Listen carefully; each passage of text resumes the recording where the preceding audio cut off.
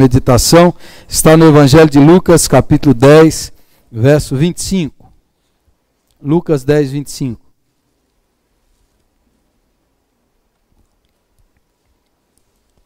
Há pouco tempo eu estudei esse texto aqui, numa terça-feira, é a parábola do bom samaritano. Se você quiser ler na sua Bíblia e ler aqui comigo, fica à vontade. Se você quiser conferir, eu vou projetar o texto aqui e nós vamos fazer essa leitura desse texto da palavra de Deus. Lucas 10, 25. Certa ocasião, um perito ou doutor da lei levantou-se para pôr Jesus à prova e lhe perguntou: Mestre, o que preciso fazer para herdar a vida eterna? O que está escrito na lei? Respondeu Jesus. Como você a lê? Ele respondeu: ame o Senhor, o seu Deus, de todo o seu coração, de toda a sua alma, de todas as suas forças e de todo o seu entendimento, e ame o seu próximo como a si mesmo. Disse Jesus: você respondeu corretamente, faça isso e viverá. Mas ele, querendo justificar-se, perguntou a Jesus: e quem é o meu próximo? Em resposta disse Jesus: um homem descia de Jerusalém para Jericó, quando caiu nas mãos de assaltantes. Esses lhe tiraram as roupas, espancaram-no e se foram, deixando-o quase morto. Aconteceu estar descendo pela mesma estrada um sacerdote. Quando viu o homem, passou pelo outro lado. E assim também um levita. Quando chegou ao lugar e o viu, passou pelo outro lado.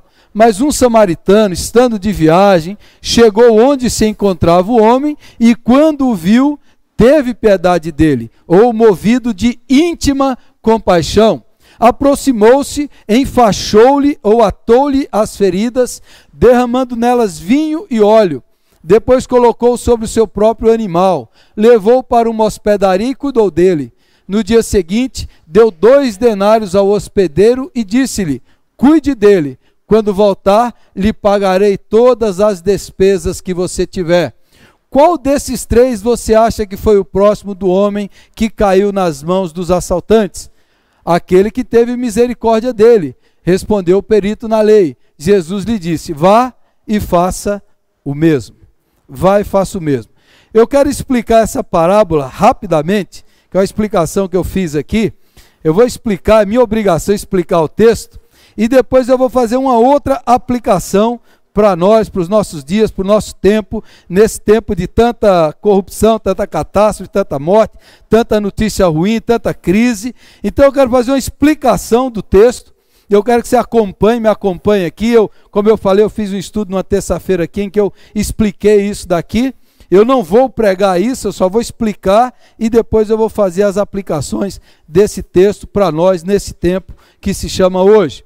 Então esse texto nos ensina, primeiro, que a salvação é pela graça. Quando o cara pergunta para Jesus assim, o doutor na lei: que devo fazer para ser salvo? Jesus diz: você tem que ser igual a esse bom samaritano. Você tem que amar, pegar o cara que está caído, cuidar dele, levar, correr risco. E aí o perito na lei, e você, e eu, e todos nós vamos dizer assim: mas Senhor, eu não faço isso. Eu vejo o sujeito caído na rua, eu passo longe dele. Eu não faço isso. E Jesus fala: então observe que o padrão de Deus para ser salvo é muito alto. Ninguém pode cumprir, ninguém consegue amar desse jeito. Então Jesus diz: o padrão para fazer alguma coisa é esse. Então ninguém consegue ser salvo fazendo isso. Você só pode ser salvo fracassando e reconhecendo que precisa de um Salvador, que é Cristo Jesus o Senhor. Então essa é a primeira coisa, já nos ajuda muito, que a salvação não é pelas obras, não é pela caridade, é para você tentar e fracassar e reconhecer que você não é bom o suficiente, mas nós temos um que foi bom o suficiente, que é Jesus Cristo o Senhor. Essa é a primeira. Segunda verdade dessa parábola é que, apesar de não conseguirmos cumprir esse padrão ético, moral elevado, nós devemos tentar. Jesus estabelece o padrão. Olha, essa parábola estabelece o padrão ético pelo qual nós devemos tentar viver, pelo qual nós devemos nos esforçar. É como a ordem que Jesus falou: seja perfeito. A gente tenta, mas a gente sabe que nós nunca seremos perfeitos neste mundo. Então é o padrão é esse, você tem que tentar viver desse jeito. Não para ser salvo, mas porque nós já fomos salvos pela graça de Deus. Amém? Entendido, explicado. Terceiro, a religião não gera amor. O sacerdote e o levita, eles provavelmente não, pela lei, eles eram obrigados a ajudar o judeu. Mas o cara que foi roubado estava sem roupa e ele não sabia se era judeu. Então ele falou assim: eu não tenho obrigação. Segundo, se esse cara estiver morto, eu tocar nele, eu vou me contaminar, eu vou ficar impuro. Então o sacerdote e o levita, por causa deles mesmos e por causa da lei, da religião deles, eles não amam. Então essa parábola está dizendo: o cara pode ter toda a religião do mundo, mas a religião, regras, princípios, coisas exteriores, não coloca amor no coração. Jesus está ensinando isso. Quarto, essa parábola também é uma destruição de todo tipo de preconceito. Se houvesse alguém que era discriminado pelos judeus, era um samaritano. E Jesus coloca o samaritano como o herói da parábola. Ele escandaliza o judeu. O judeu agradecia a Deus porque não era nem mulher, nem cachorro, nem samaritano. E o judeu orava todo dia: Deus, não dê a vida eterna para nenhum samaritano, porque eles não prestam. E Jesus diz: o bom da história, o herói da história é o samaritano. E o samaritano é que demonstra amor. É aquela pessoa marginalizada, excluída, discriminada, que ama, que se torna o herói da história que Jesus contou. Quinta verdade dessa parábola: para Jesus, o amor é algo que você faz. Você sente e você faz. Você diz assim: eu amo o pobrezinho da esquina, mas você não faz nada por ele, você não ama. Você não ama. Para Jesus o amor, eu sinto tanto amor pelos coitadinhos, pelos meninos que passam fome. Mas se você não faz nada por eles, você não ama. Para Jesus, amor é ação. Se você não faz nada, então você não ama. Amor é ação. Sem ação, você tem um sentimento romântico, você sente alguma coisa, mas para Jesus, amar é agir em prol de alguém. Esse é o quinto princípio. Sexto, essa parábola mostra o que é o próximo do cara que caiu, que foi assaltado. Nós devemos ser o próximo dele, daquele que precisa. Jesus inverte o negócio, a ideia do próximo. O próximo não é aquele que eu vou encontrar, não. Eu tenho que ser o próximo da pessoa que está sofrendo, daquele que é vítima, daquele que está caído, daquele que está jogado. Eu tenho que ser o próximo daquele que precisa.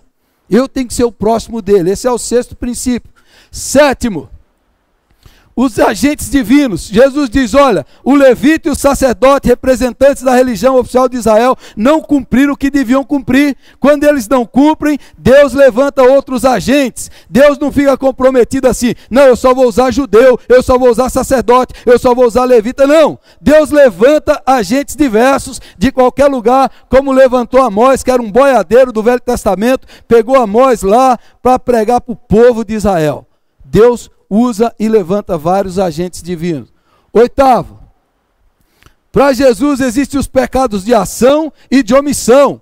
Tanto os assaltantes que fizeram mal para o homem, quanto o levita e o sacerdote que não ajudou o homem, ambos estavam pecando, ambos estavam afrontando o nome de Deus, porque viram o homem caído e não fizeram nada por ele. Esses também são pecadores. Não só quem faz o mal, mas quem se omite também comete o mal. 9.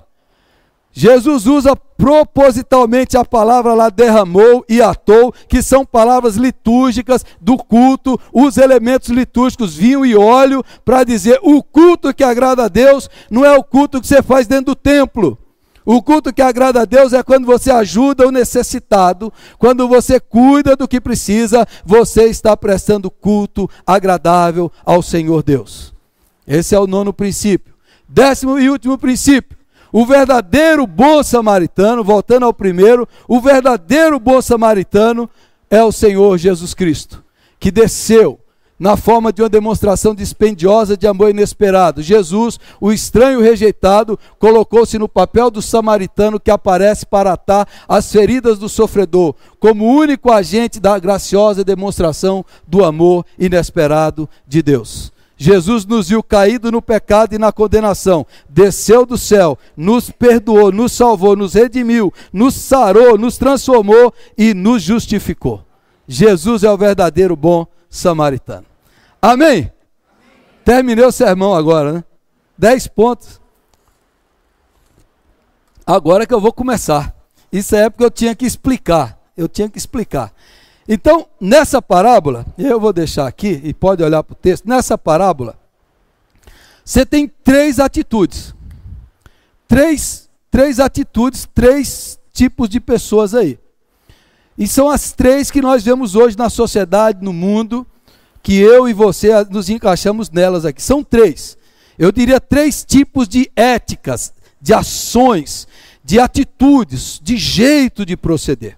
A primeira delas, o texto diz, é a ética do mal. É a ética dos assaltantes. O homem estava descendo de Jerusalém a Jericó, 27 quilômetros de viagem. Ele estava descendo aquelas estradas e chegaram os assaltantes. E os assaltantes queriam os seus bens. E tomaram os seus bens à força. E bateram nele e o espancaram. E tiraram a sua roupa. E deixou o homem pelado, desnudo, e foram embora deixando-o semi-morto. Essa é a ação do mal. Essa é a ética da maldade, da violência, que faz com que a pessoa deseje o que o outro tem e usa de força, de violência, para tomar o que o outro tem. Essa é a ética dos assaltantes. E essa é a ética de muita gente hoje.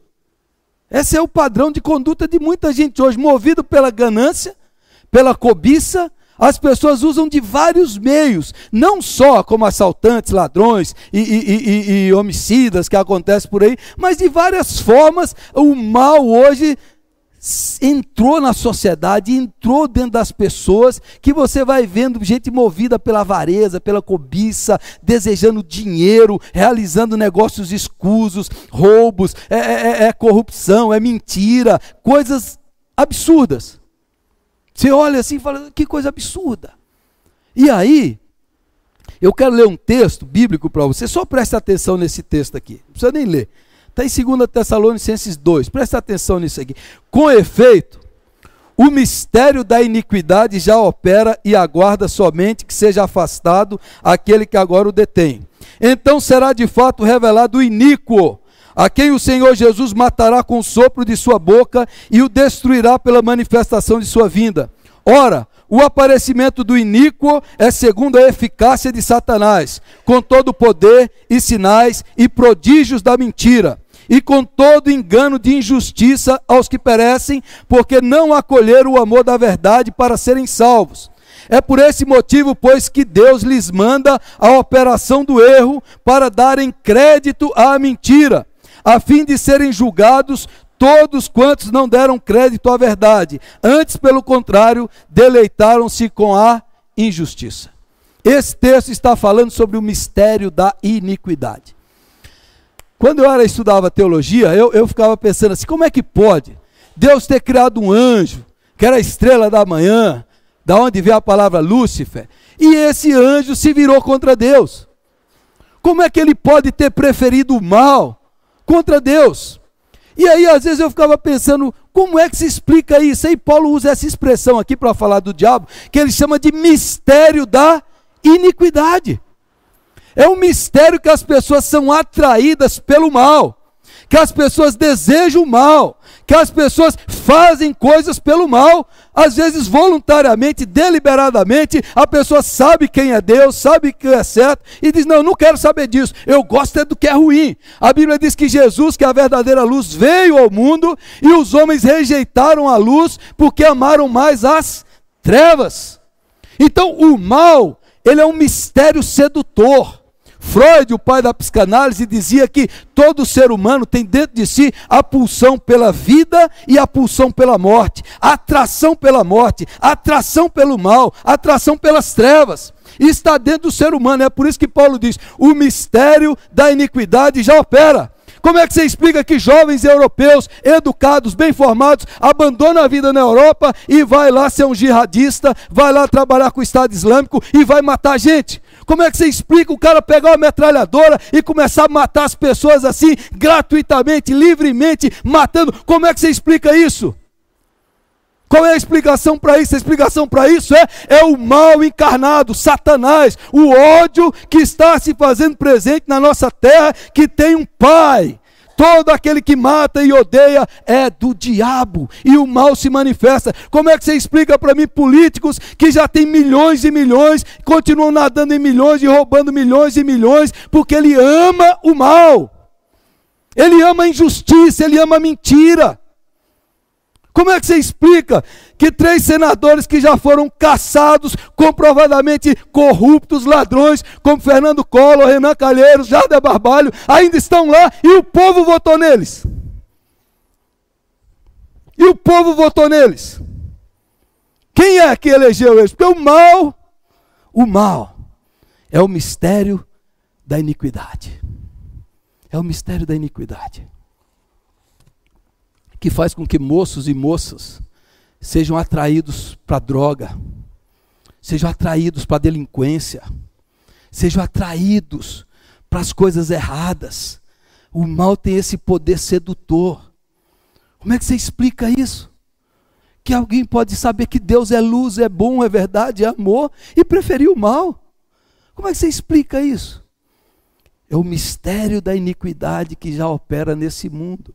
E aí, esse texto, Paulo fala da operação do erro, de darem crédito à mentira. Então preste atenção, o que Paulo chama de sofismas. Historicamente, o mundo ocidental cometeu muitos crimes, muitos erros contra negros, mulheres e índios. Uma filosofia surgiu nas últimas décadas, que é a filosofia do politicamente correto. O politicamente correto, você vai de um extremo para o outro.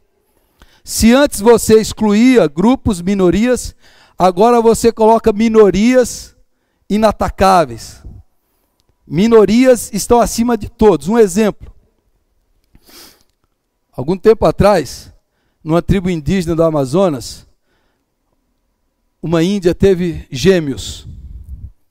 E naquela tribo, nascer gêmeos é maldição. É quebrar a ordem natural das coisas. Só pode ter um filho. Nasceu 2, alguma coisa está errada. Então a mãe pega aquela criança, pegou a menina e levou para o meio da estrada, no meio da selva, bem perto de um formigueiro, e colocou o bebê recém-nascido ali para ser devorado pelas formigas ou pelos animais. O missionário que vivia naquela região ficou sabendo. O missionário foi lá e salvou a criança. E levou a criança para viver com ele, para ele cuidar. O missionário adotou aquela criança. A FUNAI, movida pelo pensamento politicamente correto, que diz que a cultura indígena é boa, que ninguém pode criticar a cultura do outro, ninguém pode dizer que o outro está errado, cada um tem a sua verdade dentro da sua cultura. Isso é o politicamente correto. Cada um tem a sua verdade dentro da sua cultura. Ninguém pode fazer isso. A FUNAI chamou a polícia e mandou prender os missionários. Como que você explica um negócio desse? Depois os missionários precisaram de advogados, precisaram fugir, e fugiram com as crianças e se tornaram fora da lei do Brasil. Porque senão seriam presos. Como é que você explica isso? Como é que você explica o politicamente correto quando você vê o Islã, que tem na sua base o ódio contra o diferente? Hoje, ninguém pode falar isso. Você não pode dizer que essa religião prega o ódio. Você não pode dizer que a essência dela, você não pode, porque você está violando. Então, nós vivemos numa era do politicamente correto, que não existe certo e errado, verdadeiro e falso. Mentira, não, cada um tem a sua verdade, cada um tem a sua mentira, e ninguém pode dizer para o outro como deve ser. Chegamos nesse ponto que Paulo diz aqui, essa é a operação do erro. É a operação da mentira, é a operação do engano. Você vê países evoluídos como a Noruega, o menino, o pai, a mãe não cria mais o menino como menino e a menina como menina. Fala assim, não, quando ele crescer ele decide que a identidade de gênero é uma construção social, que não há diferença biológica entre homem e mulher, não há diferença genética. Aí você fala assim, que mundo que esses caras vivem, como é que eles creem num negócio desse? Como é que eles creem num negócio desse? Quem é que está operando?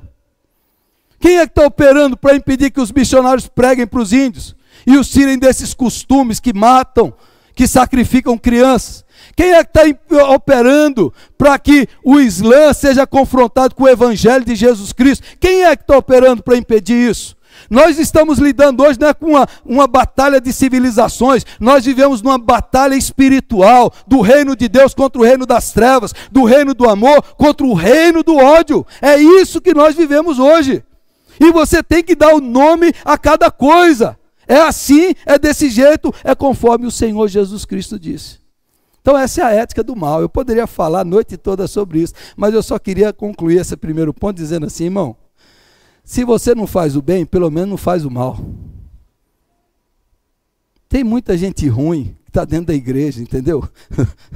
Tem muita gente ruim que está aqui ouvindo do amor, né? E sai ali, o cara prejudica o seu funcionário, o cara passa a perna no seu patrão, o cara maltrata a sua mulher. Jesus está contando aqui, ó, tem a ética do mal que opera.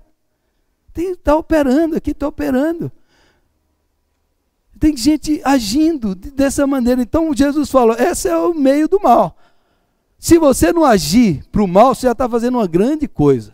Amém? Se você não fizer mal para ninguém, você já está fazendo uma grande coisa. Agora, segundo aí personagem da parábola que Jesus contou, é a história dos religiosos, do sacerdote e do levita. O sacerdote vinha descendo, viu o homem caído lá. O sacerdote, provavelmente, ele vinha no seu animal, no seu jumento. O levita vinha a pé. O sacerdote olhou, ele pensou, esse cara eu não sei se é judeu, não tenho obrigação com ele. Segundo, se ele estiver morto e eu tocar nele, eu vou ficar impuro, eu não vou poder fazer o culto lá no templo, eu vou ficar impuro, vou ficar contaminado, eu não posso tocar em morto, as leis cerimoniais me impedem. Então ele falou assim, não sei se esse cara está vivo, está morto, eu vou embora para o culto. O levita veio atrás e o levita deve ter pensado, bom, se o sacerdote que é superior a mim não fez nada, eu vou fazer? Se o sacerdote que poderia ter ajudado não ajudou, eu vou fazer? Eu também vou embora. E eles passaram de largo, deixaram o homem caído, semi-morto, lá sofrendo, por causa das suas regras religiosas, por causa da diferenciação de pessoas. E aí, pergunta, se a nossa religião faz você diferenciar pessoas, excluir pessoas, se sentir superiores às pessoas, a sua religião não é de Deus. Pode ser até a presbiteriana evangélica. Você entendeu? Se a sua religião faz você diferenciar, eu faço bem só para esse tipo. Eu converso só com esse tipo de gente. Esses daqui eu não falo. Eu vou fazer bem para esse, aquele ali não merece. Se a sua religião faz você categorizar as pessoas, hierarquizar pessoas, você estabelecer isso, e se a sua religião faz isso, a sua religião já não é a de Deus. Porque a de Deus não faz isso. A religião de Deus não faz isso. Ela não exclui, ela não afasta, ela não diferencia. O judeu fazia isso. A religião judaica fazia isso, mas a de Jesus não. Então qual é a raiz do mal das religiões? Ela exacerba o cara, ele fala que eu sou dessa religião ou dessa ideologia política, eu tenho o direito de ser superior aos demais. Ele tem direito de violentar os outros, de fazer mal aos outros, ou de não fazer o bem aos demais. Então essa é a ética da indiferença. Essa é a ética do comodismo. Essa é a ética do sacerdote e do levita, que passam e cruzam os braços. Aí o Martin Luther King, o pastor batista que lutou contra o racismo nos Estados Unidos, ele dizia que não é a ação, não é o grito dos maus, é o silêncio dos bons que o preocupava. Cadê os bons? Cadê os bons? Como é que está o Congresso Nacional hoje? Cadê os políticos éticos, honestos? Há uns 10, 15 anos atrás, você tinha Pedro Simão, que era o único senador sério do Brasil. Ele ocupava aquela tribuna lá e falava como um profeta. Cadê os senadores e deputados? Cadê a oposição ética, séria, para trazer o Brasil à sensatez? Para chamar o arrependimento nacional e dizer, o cara que rouba da educação, da saúde, ele é pior do que o ladrão e o assassino. O cara que dizia verba da merenda, ele é pior que um serial killer, ele é um assassino. Esses senadores que eu mencionei, ele é pior do que qualquer assassino. Esses homens não têm moral, não têm caráter, não têm ética, não têm temor, não têm vergonha na cara. E cadê os bons? Agora o povo que vota neles é do mesmo jeito. Você entendeu? Quem vota no Fernando Collor é safado igual o Fernando Collor. Quem vota no Renan Calheiros é do mesmo jeito. Quem vota no Eduardo Cunha é do mesmo jeito. Agora, quando Deus quer julgar uma nação, ele coloca governos iníquos e ímpios para julgar um povo ímpio e iníquo que prefere a mentira que a verdade de Deus, a justiça e a honestidade de Deus. A ética da indiferença.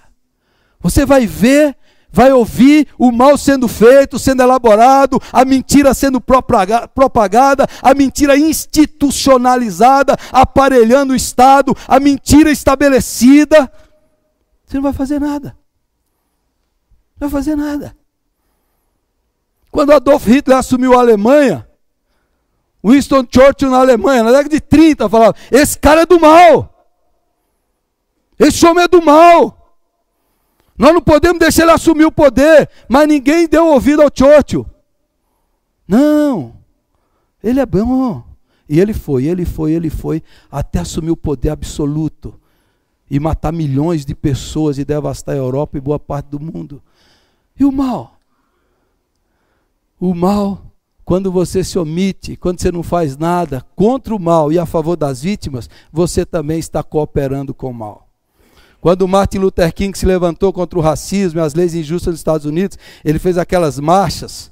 Tem um filme recente chamado Selma, que é o nome da cidade onde eles andaram.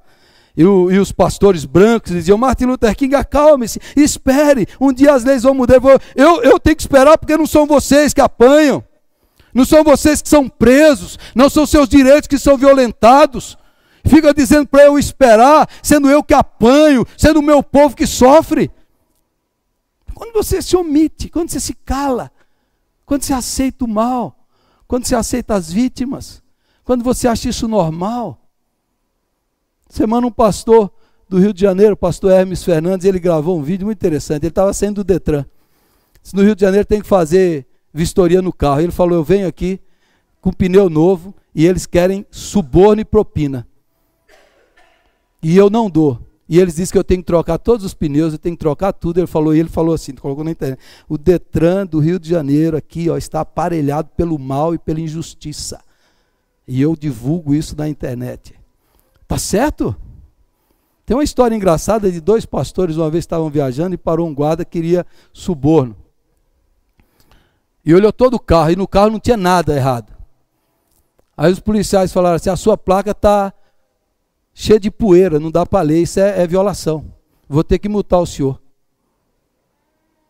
Aí os pastores falaram assim: viu, uma cerveja, será que tira essa poeira aí? Aí eles falaram: ah, sim, uma cervejinha já dá para tirar. Aí os pastores foram lá, compraram a cerveja e derramou a cerveja na placa e limpou. E foram embora.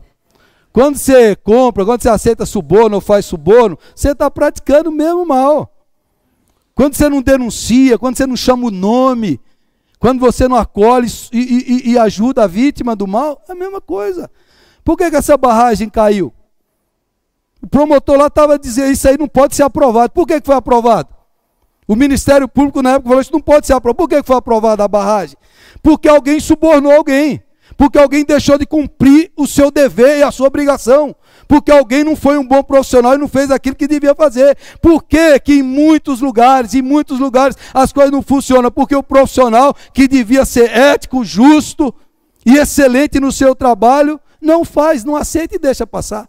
Essa é a ética da indiferença. Não é comigo, deixa para lá. É a ética do comodismo, deixa para lá. Eu vou para minha igreja e deixo o mundo pegar fogo para lá, não quero nem saber. E o sacerdote e o levita também são culpados de deixar aquele homem caído na beira do caminho. Que essa não seja a nossa prática. Terceira, o bom samaritano. O samaritano é odiado pelos judeus. Isso já tem um histórico antigo de rixa, de raiva. Porque o samaritano é o judeu que se misturou com os pagãos, misturou a religião, misturou o culto, misturou tudo. O judeu tem ódio de um samaritano no tempo de Jesus. Tem ódio. Tem um missionário que viveu lá na Palestina, em Israel. Ele disse que algumas vezes ele ia contar alguma história para o judeu, e ele não podia falar bem do palestino, porque o cara ficava com raiva. E ele ia contar alguma história para o palestino, não podia falar bem do judeu, porque eles ficavam com ódio. Agora, para Jesus contar essa história aqui, para uma plateia judaica, Jesus é muito macho. Jesus é de uma macheza aqui nesse Deus, o cara é muito macho. O samaritano é odiado, e Jesus vem e fala assim, olha, o herói judeu passou de lá, agora vem um samaritano impuro, imundo, que vocês não consideram. E sabe o que o samaritano fez? É a expressão que Jesus usa, a palavra no original, diz que ele foi movido, íntima compaixão, diz que as entranhas do samaritano, as entranhas veio para fora. A ideia é que ele teve uma convulsão de amor. É um negócio assim que ele foi movido, não é que ele pensou, é que as entranhas dele vieram, assim, ele viu o cara caído, ele foi movido, ele foi convulsionado de compaixão. Você já viu uma pessoa tendo convulsões? Ele foi convulsionado de compaixão. Ele olha para o homem caído, ele não pergunta se é judeu, se é samaritano, se é isso, se está morto, se está vivo, ele não pergunta, ele é movido. E aí eu queria deixar algumas lições desse samaritano para nós, que esse padrão é levado aqui. Nós, esse mundo está pegando fogo, só notícia ruim, nós podemos mudar a história de alguma pessoa. Ele viu um homem caído ali, falou, eu sou o próximo dele. Eu não posso mudar a história do mundo, mas eu posso mudar a história de uma pessoa. E o mundo muda quando uma pessoa muda. Essa é a nossa atitude, essa é a ética que Jesus tem. Se eu não vou lá mudar o Brasil, eu não vou mudar os políticos, eu não vou mudar o terror islâmico, mas eu posso ajudar a mudar a história de uma pessoa. Eu posso ser agente ativo de Deus para mudar uma pessoa que está na beira da morte, trazer vida para ela. Eu posso tirar alguém da morte. Eu posso fazer isso, está diante de mim, e o homem toma atitude, ele pode mudar a história. Segundo, ele pensa, olha, não importa se ele é judeu, samaritano, se ele é de uma religião de outra, o que importa é que ele é ser humano. Se ele é humano, ele é meu irmão. Se ele é ser humano, ele é meu irmão. Eu não gosto dessa diferenciação que nós evangélicos fazemos. Nós dizemos assim, quem é crente evangélico é meu irmão, quem não é crente não é meu irmão, é no máximo primo. A gente fala assim, é no máximo primo, mas irmão meu você não é. Tem aquelas igrejas que dizem assim, paz do Senhor para os irmãos, boa noite para os visitantes. Você já botou o visitante fora. Você é meu irmão, visitante, eu não sei quem você não é meu irmão. Aí quem me ensinou isso foi meu avô, que era católico, ele falava assim, meu filho, todo mundo é irmão por parte de Adão e Eva. Por parte de Adão e Eva, todo mundo é irmão, porque nós temos o mesmo ancestral, todos nós somos humanos, somos humanos. A espiritualidade do humano, se é gente, faz parte da história humana, faz parte da minha família, porque eu também sou ser humano. Ele faz parte da minha família, porque ele é humano. Amém, irmãos? A religião que diferencia, que exclui, eu sei que a Bíblia diz que os que o aceitaram, deu-lhes o poder de serem feitos filhos de Deus. Nós somos adotados na família de Deus, nós temos um privilégio especial, quem crê em Jesus. Mas quem não crê, não é irmão da mesma fé, mas é irmão da mesma humanidade.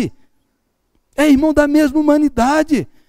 Então, não use essas diferenciações que separam as pessoas, não use, nada disso que separe. O vídeo aqui maravilhoso do Manaim, o vídeo já separou, você que não é presbiteriano, você já pensou, eu não vou, falou que é só para presbiteriano, não é não? Então, às vezes você usa um termo, o cara vai pensar, não, eu não sou, eu não vou. Então, o samaritano olhou, é humano, é gente, é de carne.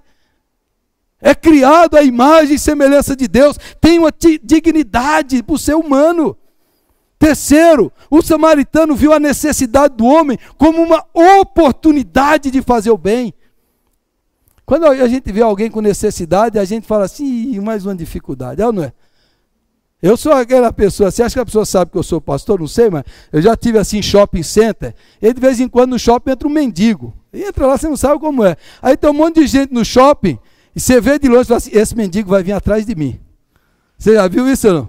Tem um monte de gente, ele me procura para pedir para mim. Eu falo, o que será que descobre? Então você vai assim, como é que me achou? A gente pensa, é uma dificuldade, vou fugir de ajudar alguém. Mas ele vê o homem caído e não vê aquilo como uma dificuldade, vê como uma oportunidade. No nosso boletim de hoje tem um monte de pedido aí. Para missões, para as crianças carentes, para aquilo outro. Teve mais gente que ligou pedindo. E aí você fala assim, mas está pedindo muito. Em vez da gente ver a necessidade dos outros como uma dificuldade, é uma oportunidade para a gente fazer o bem. Deus está nos dando oportunidade para ajudar alguém. Quarto, ele viu que o culto a Deus é serviço ao próximo. Jesus usa, como eu falei, termos litúrgicos. Derramou oferta de bebidas, vinho e óleo, atou-lhes as feridas. São expressões típicas do culto. O culto que agrada a Deus é o culto que a gente faz aqui, mas aquele que a gente faz lá fora, servindo o próximo, ajudando o necessitado, socorrendo, aliviando, levando cura, levando alento, levando socorro para aquele que está caído. O amor a Deus, o culto a Deus não é só dentro do templo, é aquilo que a gente faz para aquele que precisa. Amém? Aí João diz, como é que você diz que ama a Deus que você não vê e não ama seu irmão que você vê? Você é mentiroso. Esse é o culto que agrada a Deus. O culto que agrada a Deus é esse daí, é ajudar o próximo, é servir, é amar, é fazer o bem, é demonstrar isso. E por último, a ética desse homem é demonstrada no amor visceral, é a palavra que eu falei, mexeu com as entranhas dele, mexeu com as entranhas. A nossa fé é verdadeira, diz Tiago, quando ela é acompanhada de obras, quando ela mexe nas nossas entranhas, quando você vê a dor e se compadece, quando você vê a necessidade e faz alguma coisa. A gente começa a ser cristão de verdade quando a gente é movido, não quando a gente é parado. Quando a gente move, quando a gente faz algo, aí nós estamos nos tornando cristãos de verdade, porque nós somos movidos por algo que mexeu nas nossas entranhas, mexeu dentro de nós. Eu tenho que fazer alguma coisa. Eu tenho que fazer alguma coisa.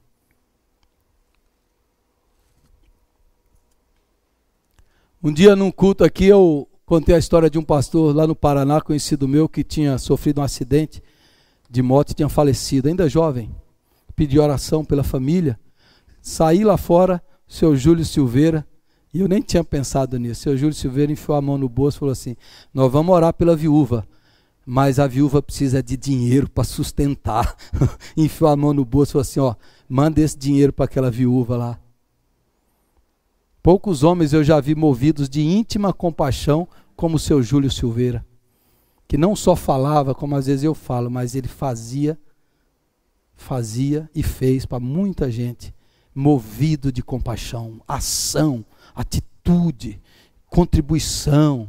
Vai lá e diz quanto é que precisa, está necessitado, eu dou. Esse samaritano pegou aquele homem, colocou no seu animal, entrou lá na cidade, entrou na cidade que as pessoas podiam pensar, não foi você que fez mal para ele? Os parentes poderiam se vingar, mas ele correu risco, ele teve coragem, ele foi lá, entrou na hospedaria, pagou, colocou no seu animal, andou a pé, pagou a recuperação, ó, toma aqui, se gastar mais eu pago quando eu voltar.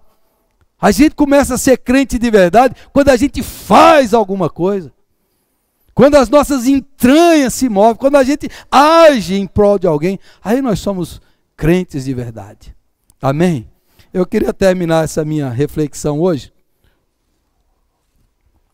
contando um pouco da história de um grupo que foi talvez uma das páginas mais extraordinárias da história da igreja.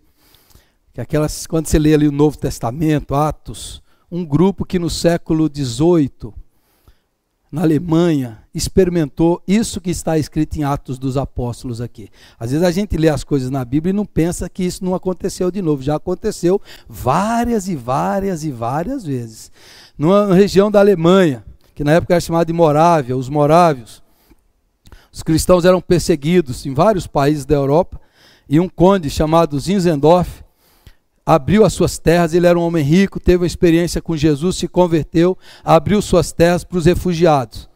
Os refugiados começaram a chegar e ele começou a acolher na sua terra ali. Depois de um tempo ele percebeu que tinha grupos calvinistas, grupos luteranos, grupos russitas, cada um fazendo um culto separado. E ele falou, isso está errado, nós somos um só povo, vamos cultuar a Deus juntos. Chamou todos os líderes dos grupos e falou assim, a partir de hoje nós vamos ter um só culto, uma só fé. Vamos acabar com as nossas diferenças, nossas barreiras, vamos nos unir. E todos eles assinaram um documento chamado de União Fraterna. A partir de agora nós vamos deixar de falar mal dos outros grupos. Nós vamos deixar de nos considerar melhores e superiores. Nós vamos servir a Deus juntos aqui nesse lugar. E no dia 13 de agosto de 1727, eles se reuniram para celebrar a ceia do Senhor juntos.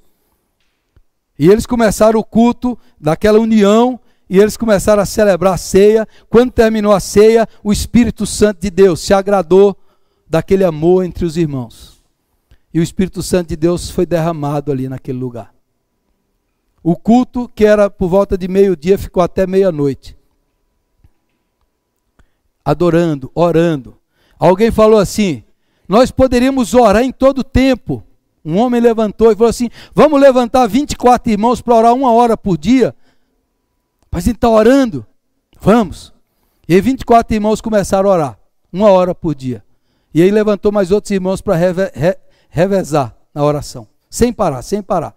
Eles começaram a orar em 1727. A reunião de oração sem parar durou 100 anos. 100 anos, sem parar. 100 anos eles ficaram orando sem parar. De todos os grupos cristãos na história do mundo, ninguém mandou mais missionários para levar o evangelho, ajudar o necessitado, levar a luz da salvação para os perdidos do que os morávios. Um grupo de milhares de pessoas. Hoje, você junta todas as igrejas evangélicas do Brasil, nós temos 3.000 missionários. 3.000 missionários. Todas as igrejas evangélicas têm 3.000 missionários pregando o evangelho. Os morávios enviaram 3.600 missionários. Um povo pouco. Há pouco tempo atrás, o Ronaldo Lidório, missionário da nossa igreja, esteve na Namíbia, lá na África. E o símbolo dos morávios era o Cordeiro de Deus que foi morto. Ele é digno do nosso sacrifício. E o Ronaldo Lidório, com mais 2 outros missionários antropólogos ingleses, chegaram na Namíbia, lá na África, e encontraram muitos cristãos lá na Namíbia. E eles falaram assim: como é que vocês se tornaram cristãos? Você, meu pai que me falou do evangelho, meu avô, meu bisavô, e ninguém sabe como é que eles se tornaram cristãos. Aí o Ronaldo Lidório chegou numa grande árvore centenária, daquelas que tem lá centenas de anos, e tinha lá, numa árvore daquela, desenhado na árvore, o símbolo dos morávios, o Cordeiro de Deus e uma cruz. E o Ronaldo Lidório falou: os morávios passaram nesse lugar, por isso que tem cristãos nesse lugar. Estou contando essa história só para contar uma história. Quando já tinham ido quase todos os jovens para fazer missões, com amor e dedicação, o conde Nicolau Zinzendorf chegou no local e alguém falou para ele: os esquimós do Alasca estão querendo alguém lá para falar de Deus para eles, que eles não conhecem Deus. Eles querem conhecer Jesus. E o conde chegou lá entre os morávios e não tinha mais ninguém, todo mundo foi ser missionário.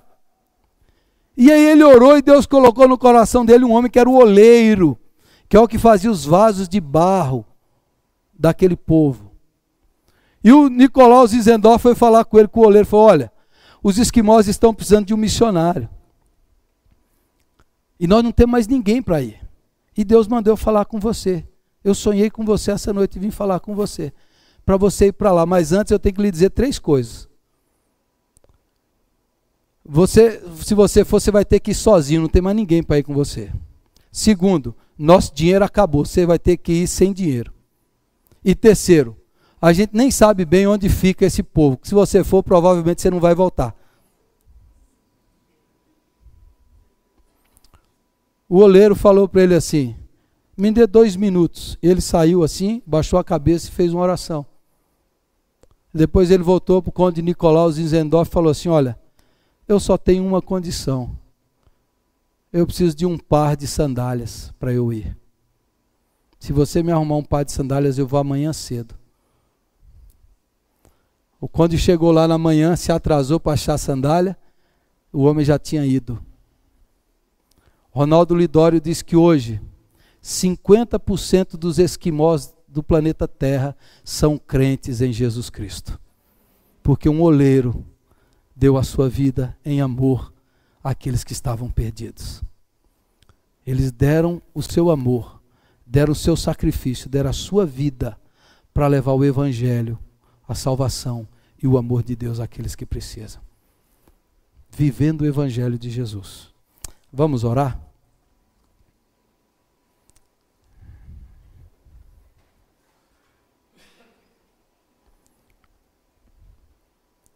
O nosso amor tem que ser real, tem que ser visceral, tem que ser ação, tem que ser atitude. Feche os seus olhos aí, ore ao Senhor, fale: Senhor, eu quero enfrentar esse mundo mal com teu amor no coração. Eu quero ter compaixão, eu quero ser movido, eu não quero ser indiferente, eu não quero ser inativo, eu não quero ser infrutífero, eu não quero ser indiferente ao mal que campeia nessa terra. Eu não quero fazer parte da multidão silenciosa. Eu não quero ser conivente com a mentira, com a corrupção e com a injustiça. Eu quero ser a luz de Jesus nessa terra. Ore ao Senhor, fale: Deus, me dá compaixão. Quem são as pessoas que estão precisando do meu lado, à minha volta? Quem sabe alguém está sofrendo, precisando de mim. É um amigo que eu deixei para trás, é alguém que se afastou, é alguém que está no álcool, na bebida, na droga, no vício, é alguém que está caído, jogado aí. Ore a Deus, ore ao Senhor Jesus e peça para Ele esse amor verdadeiro, que mova o nosso íntimo, que a gente seja movido por compaixão, que a gente seja movido por misericórdia.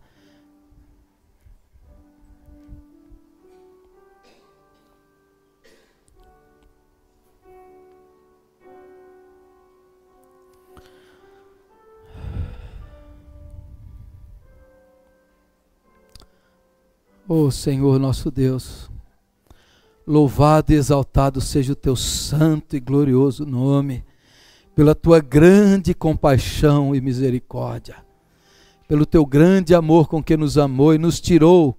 Nós estávamos caídos e perdidos, mas Jesus nos abraçou, nos levantou, nos sarou e nos colocou de pé. Aleluia, Senhor. Ó Deus, nós te louvamos porque fomos alcançados por esta graça e misericórdia. Te louvamos porque fomos alcançados por bondade e generosidade ilimitada do Senhor. Te louvamos porque os nossos pecados foram perdoados. Te louvamos, ó Deus, e te adoramos por isso, pela nossa salvação em Cristo Jesus.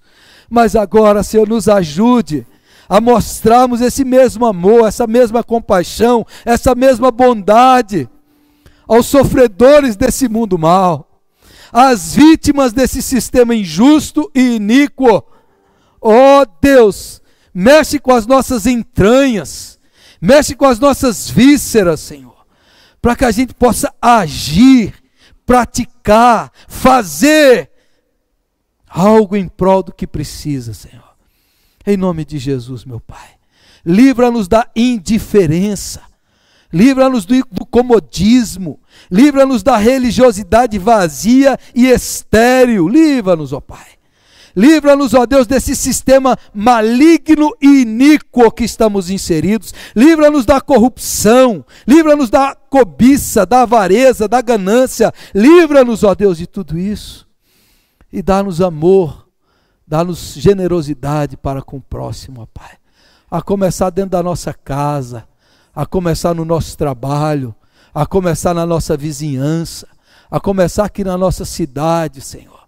Que nós possamos expressar isso através de atitudes, práticas, gestos concretos, ó Pai, em nome de Jesus. Que a gente possa fazer isso, meu Deus. Liberta-nos do mal e da indiferença. Liberta-nos, ó Deus, do comodismo e da preguiça. Move-nos, ó Deus, move-nos, ó Pai. Move-nos ao encontro daquele que está semi-morto, desnudo, ó Pai. Partilhe conosco, ó Deus, um pouco da sua compaixão, para a gente partilhar com aqueles que precisam. Faz da nossa igreja uma igreja compassiva, generosa, missionária, uma igreja que doa, que abençoa, que sabe que mais bem-aventurado é dar do que receber. Que a gente possa fazer isso de coração alegre e grato, pelo privilégio de participar da tua obra nesse mundo, meu Pai. Em nome de Jesus eu oro pelos irmãos e irmãs aqui. Ó Deus, age no nosso coração. Tira-nos, ó Deus, essas diferenciações de classe, de raça, de cor, de cultura, de religião. Tira-nos disso, ó Pai. Que possamos fazer o bem, conforme o Senhor Jesus nos ensinou. Essa é a nossa oração. Gratos pelo Senhor, pela certeza que o Senhor nos usa, nos usará mais e mais para a tua glória. Abençoe-nos, ó Deus, em nome de Jesus, para vivermos dessa forma. E obrigado. Amém e amém, Jesus.